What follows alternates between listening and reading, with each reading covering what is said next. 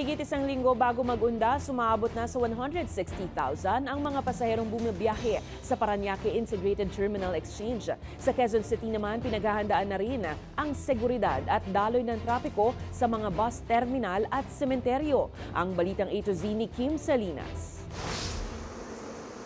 Pinaghahandaan na ng pamunuan ng Parañaque Integrated Terminal Exchange o PITX ang pagdagsa ng mga pasahero habang papalapit ang undas. Bagamat hindi long weekend ang undas ngayon, dahil natapat ito sa Sabado at Linggo, inaasahan pa ring marami ang bibiyahe. Hindi bababa sa 2.1 million estimated passengers ang dadaan at gagamit sa PITX from the week of October 27 up to after undas, no? Naghahanda na rin ang local government ng Quezon City kung saan maraming bus terminals. Nag-deploy tayo ng mga traffic enforcers to assist yung ating mga commuters sa kanilang pagpunta doon sa mga terminals na yan. At doon kasi magkakaroon ng dagsa. Traffic and Transport Management Department more or less nasa 650 sa dalawang shift. Nakipag-ugnayan na rin ng QCLG sa mga administrator ng mga sementeryo para sa maayos na daloy ng trapiko sa paligid dito.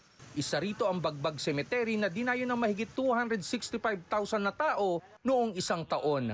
Ayon sa QC Civil Registry, inaasahang dodoble ito ngayong taon. Sa nakikita nating weather forecast, mukhang maganda. So we expecting talaga magdodoble ang mga visitors natin sa mga public cemetery natin. Paalala naman ng Quezon City LGU, ipinagbabawal ang pagdadala ng sigarilyo, vape, alak, baraha, bladed weapon at mga flammable materials sa loob ng mga sementeryo.